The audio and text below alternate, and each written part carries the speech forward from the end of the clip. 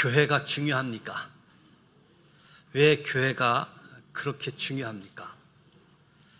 한국 교회는 이제 성장기를 뒤로하고 정체기를 지나 쇠퇴기에 접어들었다라고 이야기합니다. 교회의 생존을 고민할 수밖에 없는 상황, 교회의 존립조차 위협되어지는 그런 상황에 처해 있다. 젊은이들이 교회를 떠나고 있고 교회에서 자라는 어린이들도 언제 교회를 떠날지 알 수 없는 상황, 저출산 시대, 초고령화 사회에 살아가고 있습니다. 교회가 사회에 큰 영향력도 끼치지 못하고 세상에 의미 있는 메시지를 던지지 못하고 있습니다.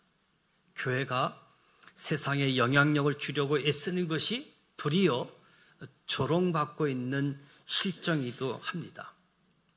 금년 교회 신앙 표어가 성숙한 성도로 영향력 있는 지도자입니다. 하나님은 만민에게 복음을 전하라는 부탁, 명령이 있습니다.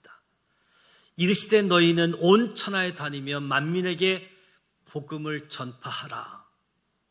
하나님께서 이 복음 전파하는 일을 천사가 아니라 사람에게 맡기셨습니다. 천사는 이것을 보고 부러워하고 흠모합니다. 복음 전하는 것, 내가 하면 잘할 텐데 하는 간절한 마음이 있었습니다. 천사가 고넬료하고 이야기를 나누는데 천사가 고넬료에게 복음을 전하지 않습니다. 복음을 전하는 것이 아니라 복음 전할 사람을 고넬료에게 소개하는 것이요. 저와 여러분이 기억해야 될 것은 복음 전하는 이 일을 하나님은 사람에게 맡기셨다. 복음 전하는 사람이 연약하고 부족할지라도 우리 사람에게 복음을 맡기고 부탁하면서 만민에게 복음을 전하라. 구원받은 사람에게, 하나님을 사랑하는 사람에게, 충성된 사람에게 복음을 맡기셨습니다. 복음을 부탁하셨습니다. 우리는 하나님이 우리에게, 하나님이 나에게 복음 전할 특권을 주셨다는 의식을 가져야 됩니다. 특권 의식이 있어야 됩니다. 나에게 복음 전할 특권, 이 특별한 의식, 특권이 복음의 고난을 견디게 합니다. 이 특권 의식이 복음을 전하는 일에 충성스럽게 헌신하게 되어지는 거지요. 오늘 교회가 중요한 몇 가지 이유를 보게 되어지면 신약 성경이 다 교회와 연결이 되어 있습니다. 교회에 주어진 편지가 성경입니다. 하나님께서 교회를 위해서 성경을 주셨습니다. 복음서를 보게 되어지면 교회는 어떻게 세워졌고, 그러니까 교회의 탄생 이야기라고 할 수 있습니다. 사도행전은 교회가 어떻게 성장하고 있는지 교회의 성장 이야기이고요. 서신서는 교회가 문제를 만나면 어떻게 해결해야 되는가. 목회서신은 교회를 어떻게 목회할 것인가, 교회 경영 이야기를 담고 있습니다. 계시록은 교회의 미래가 어떻게 될 것인가. 하나님은 성경을 교회를 위해서 주셨습니다. 교회는 사람입니다. 교회는 구원받은 사람들의 모임이지요. 빌립보서, 에베소서, 갈라디아서, 데살로니가, 고린도, 로마, 여러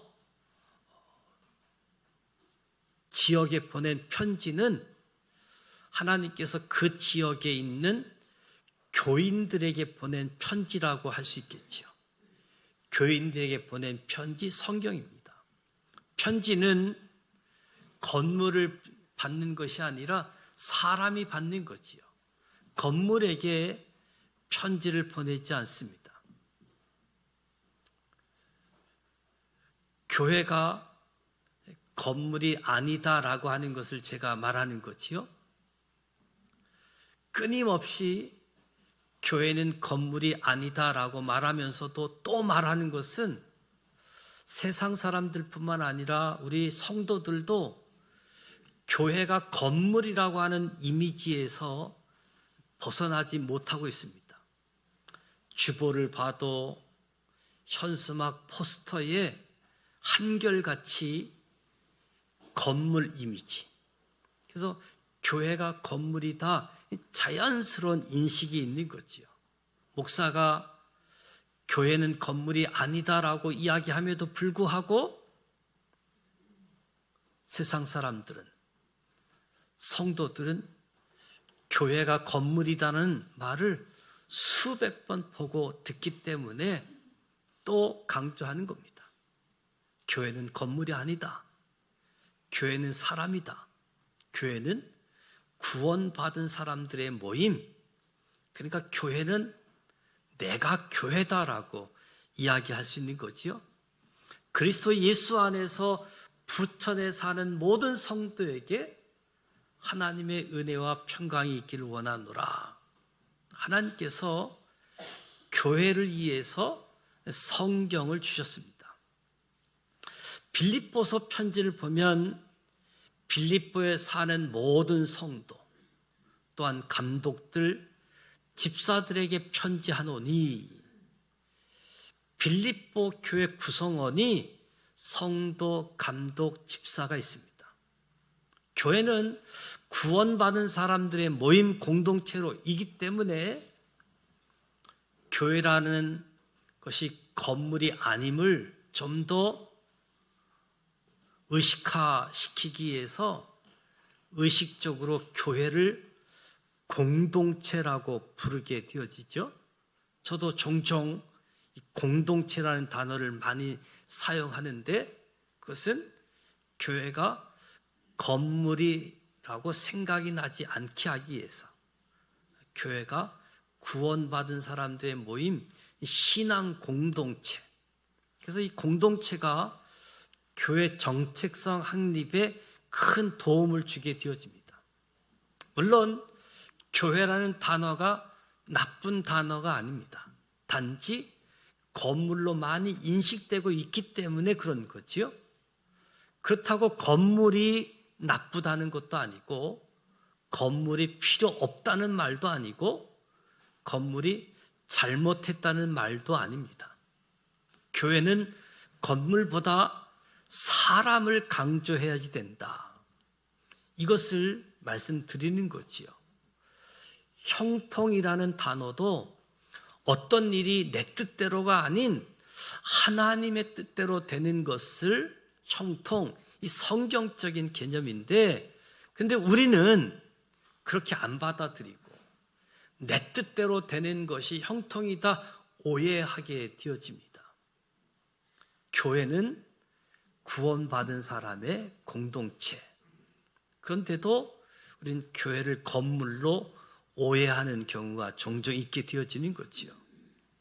에베소서 4장 5장 말씀을 보면 그가 어떤 사람은 사도로, 어떤 사람은 선지자로, 어떤 사람은 복음 전하는 자로, 어떤 사람은 목사와 교사로 삼았으니 이는 성도를 온전하게 하여 봉사의 일을 하게 하며 그리스도의 몸을 세우려 하심이라. 하나님은 교회를 위해서 지도자를 세웁니다. 하나님이 교회를 위해서 지도자를 세웠습니다. 지도자가 교회를 위해서 존재해야지 되는데, 문제는 교회가 지도자를 위해서 존재하는 경우 많은 문제가 발생하게 되어지죠. 하나님께서 교회를 위하여 지도자, 바울, 디모데 여러 지도자들을 교회를 위해서 세우셨습니다. 모든 성경은 하나님의 감동으로 된 것으로 교훈과 책망과 바르게 함과 의로 교육하기에 유익하니 이는 하나님의 사람으로 온전하게 하며 모든 선한 일을 행하게 능력을 갖추게 하려 합니다. 성도를 온전하게 한다. 온전하게 한다. 뼈를 맞춘다. 이런 의미로 원래 창조의 목적대로 회복시킨다. 성도를 온전케 한다. 창조의 목적대로 회복시키는 것을 이야기합니다. 그러니까 우리는 하나님의 창조, 그리고 범죄하기 이전의 모습, 범죄한 이후의 모습을 잘 알아야 되는 거지요. 그래서 성도를 온전케 한다는 것은 원래 창조의 목적대로 회복시키는 것을 이야기합니다. 요한은 하나님은 사랑이시다. 하나님 하면 사랑, 하나님 사랑 이 개념을 이야기하고 마귀는 거짓말쟁이다.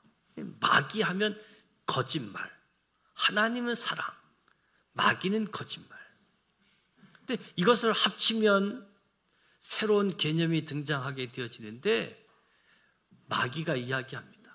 하나님은 너를 사랑하지 않아. 하나님은 사랑인데 그 하나님이 너를 사랑하지 않아. 이 거짓말을 만들어내는 거지요. 성도를 온전케 한다라고 하는 것은 창조의 목적대로 회복시키는 건데 마귀가 하나님은 너를 사랑하지 않아 이런 음성을 들려준다고 해도 창조의 목적, 하나님은 사랑이시다. 하나님은 나를 사랑하신다. 하나님은 교회를 위해서 지도자를 세워주셨습니다. 지도자는 하나님의 감동으로 된 성경을 갖고 성경을 설명하고 성경을 가르침을 통해서 성도들을 온전하게 하는 거지요. 성도를 창조의 목적대로 회복시키는 겁니다. 에베소서 5장에 보면 누구든지 언제나 자기 육체를 미워하지 않고 오직 양육하여 보호하기를 그리스도께서 교회의 함과 같이 하나니 우리는 그의 몸의 지체임이라. 하나님은 교회를 위해서 지도자를 세우셨을 뿐만 아니라 하나님이 교회를 보호하고 교회를 지키고 계신다. 하나님이 교회를 양육하고 보호하신다는 거지요. 우리가 에베소서 5장 말씀을 읽어보면 마치 결혼 주례 이야기처럼 보여집니다. 아내들아, 남편들아, 부부의 문제, 결혼 주례 같으나 그 말씀을 읽어보면 이 비밀이 크도다. 나는 그리스도와 교회에 대하여 말하노라. 남편과 아내를 이야기하면서 그리스도와 교회에 대해서 말한다. 부부의 이야기를 가지고 그리스도와 교회의 관계, 비밀 이야기를 설명해 주고 있는 거지요. 오직 양육하여 보호하기를 그리스도께서 교회의 함과 같으니라. 남편과 아내는 양육과 보호의 관계. 만약 누군가가 내 아내를 공격한다면 그것은 나를 공격하는 것이기 때문에 남편은 아내를 지키게 되어지는 거지요. 그리스도와 교회는 양육, 보호 관계처럼 주님은 누군가가 교회를 공격한다면 주님이 교회를 지키시겠다. 주님이 교회를 지키신다. 교회를 공격하는 것은 주님을 대적하는 것. 그러니까 주님을 대적하지 말라는 거지요. 교회를 공격해 교회를 공격하면 알지 죽는다는 것을 주님이 교회를 양육하고 지킨다. 이 지킨다의 헬라어 언어는 칼을 가지고 지킨다. 이런 의미를 지니고 있는 뜻이지요. 그러니까 내가 교회를 어떻게 하느냐에 따라서 주님의 얼굴이 달라집니다. 예수님께서 바울에게 나는 내가 핍박하는 예수다. 예수님은 교회를 핍박하는 것이 곧 자신 예수를 핍박하는 것이라고 간주합니다. 교회에게 하는 것이 예수님께 하는 것이라는 거지요. 작은 소자에게 하는 것이 나에게 하는 것이라고 말씀하셨던 것처럼 이런 의미에 있어서 우리는 교회에 대한 태도는 매우 중요하다는 거지요. 교회에 대한 태도가 우리의 운명을 바꿀 수 있습니다. 교회의 중요성을 모르고 성숙한 성도가 된다는 것 불가능한 거지요. 교회의 중요성을 모르고 영향력 있는 지도자가 된다는 것은 불가능한 일입니다. 교회를 대적하는 것, 주님을 대적하는 것이고 주님과 싸워야 된다는 것을 의미하는 겁니다. 사도행전 20장에 보면 바울이 1차, 2차, 3차 전도여행을 마치고 이제 예루살렘으로 돌아가는 길에 어쩌면 그 길이 마지막 길임을 알게 되어진 바울은 예루살렘으로 가는 도중에 빌레도라고 하는 곳에 에베소 교회 지도자들을 초청을 합니다. 그리고 그들에게 아주 고별 설교처럼 유언처럼 말씀을 나누기도 하고 또 한편으로는 지도자들을 초청해서 말씀하기 때문에 지도자 세미나처럼 이야기합니다. 여러분은 자기를 위하여 또는 온 양떼를 위하여 삼가라. 성령이 그들 가운데 여러분을 감독자로 삼고 하나님이 자기 피로 사신 교회를 보살피게 하셨느니라. 바울은 여러분을 지도자로 세웠다. 지도자는 자기를 위해서 또 온 양떼를 위해서 삼가라. 그리고 교회를 보살피라. 바울이 이야기하는 겁니다. 지도자들에게 삼가라. 교회를 보살피라. 하나님은 교회를 위해서 핏값을 지불하셨다. 교회를 보살피라라고 이야기하는 거지요. 신앙생활 하면서 모든 그리스도인들이 빠질 수 있는 함정은 무엇이냐 하면 신앙생활 하면서 빠질 수 있는 함정이 방자에 행하는 겁니다. 조심하지 않는 겁니다. 그래서 남용하고 부주의하게 되어지는 거지요.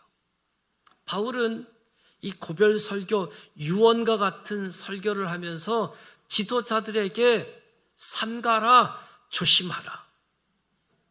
말, 행동, 조심하라, 경고. 협박과 같은 경고를 합니다. 오늘날도 이 말씀을 무시해서 어려움에 빠진 지도자들이 많습니다. 이 경고를 듣지 않아서 엄청난 대가를 지불하게 되어집니다. 조심한 것. 바울이 이야기하는 것처럼 조심한 것이 교회를 위해서도 좋고 자기 자신을 위해서도 좋다는 거지요. 조심하다. 조심한 것이 무엇인가? 되게 아내는 다른 사람에게 실수한 적이 거의 없습니다. 왜냐하면 조심하니까. 다른 사람들에게 실수하지 않지요. 그런데 유독 남편한테는 실수를 하잖아요. 왜냐하면 조심하지 않기 때문에. 중요하다고 여기지 않기 때문에. 다른 사람에게는 조심하는데 남편에게는 조심하지 않는 거지요. 남편도 마찬가지죠. 다른 사람에게 실수하지 않지요. 조심하기 때문에. 그런데 아내에게는 실수를 합니다. 조심하지 않기 때문에 그런 거지요. 아내가 중요하다는 것을 놓치는 거지요. 성경은 남편에게 아내를 사랑하라. 아내는 남편을 존경하라. 이것을 강조하는 거지요. 그래서 아내 사랑, 남편 존경, 조심하는 부분에서부터 시작되어지는 거지요.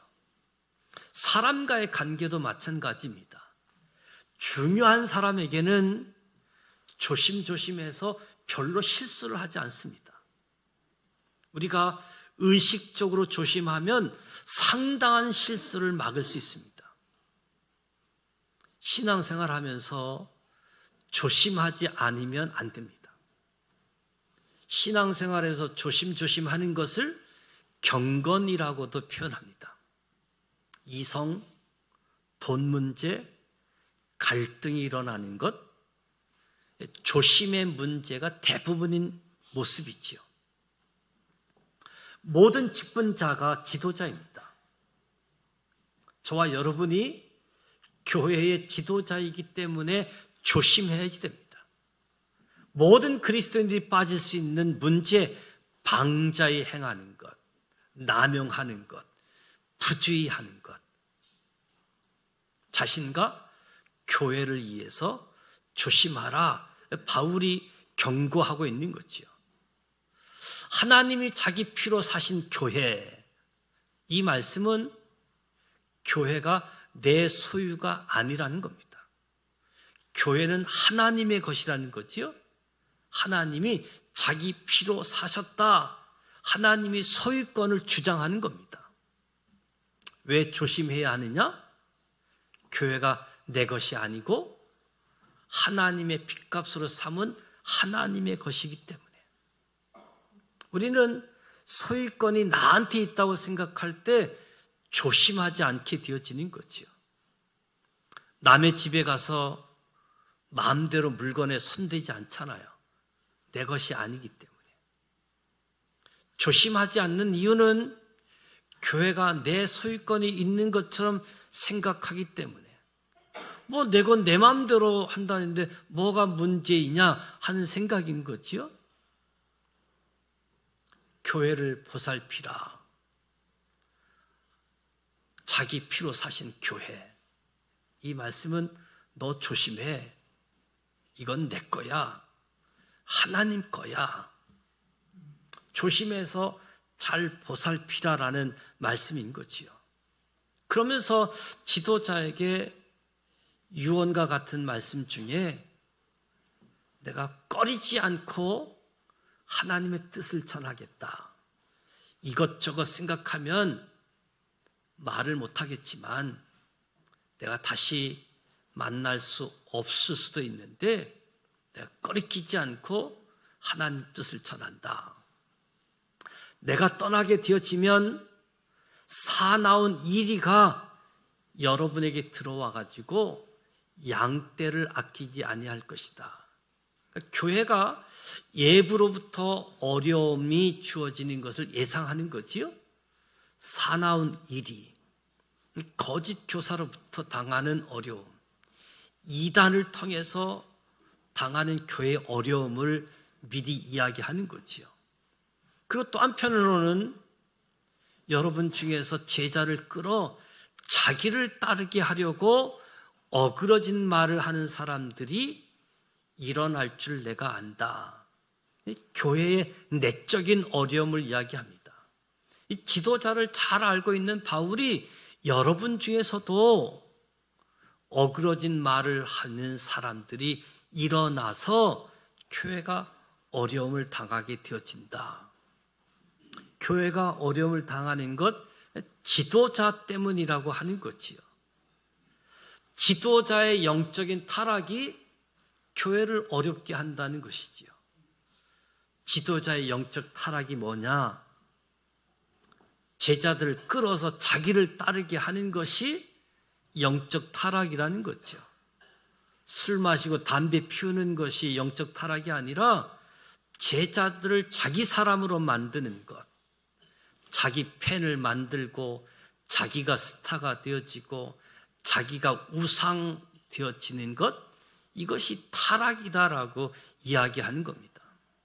바울은 에베소 지도자들에게 제자를 만들라, 교회를 잘 보살피라,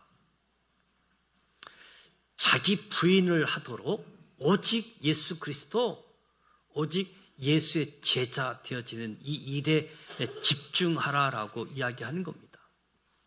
오늘 교회 중요한가? 왜 그렇게 중요한가? 할 때 첫째는 하나님께서 교회를 위해서 성경을 주셨다. 성경을 주신 교회는 건물이 아니라 사람이라는 거지요. 구원받은 사람. 바로 오늘 저와 여러분이 교회이고 저와 여러분을 위해서 성경이 주어졌다는 거지요. 또 교회를 위해서 지도자를 세워주셨습니다. 지도자를 통해서 성도들을 온전하게 하고 선할 능력을 행할 수 있도록 지도자들을 세워주셨다. 무엇보다도 하나님이 소유권을 주장하시면서 보호하고 지키신다. 하나님의 교회 양육하고 보호하신다.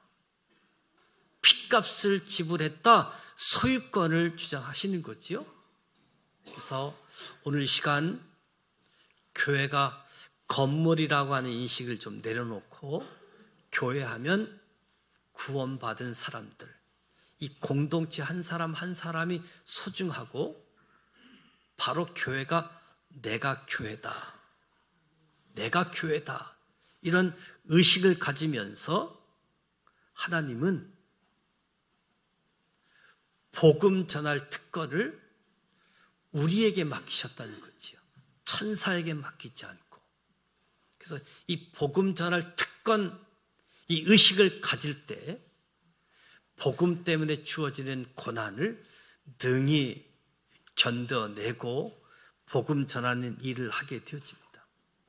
무엇보다 저와 여러분이 아는 것으로 끝나지 말고 표현하고 또 가르치면서 교회의 소중함, 교회의 소중함, 교회에 대한 태도가 주님에 대한 태도로 연결되어지기에 주님께 하듯 하나님의 교회를 위해서 저와 여러분이 하나님이 소중히 여기는 사람. 제가 종종 인사말을 할 때 당신은 하나님께 소중한 사람입니다. 당신은 우리 교회 보배와 같습니다. 사람을 강조하는 거지요. 하나님의 핏값으로 구원하게 되어진 사람들.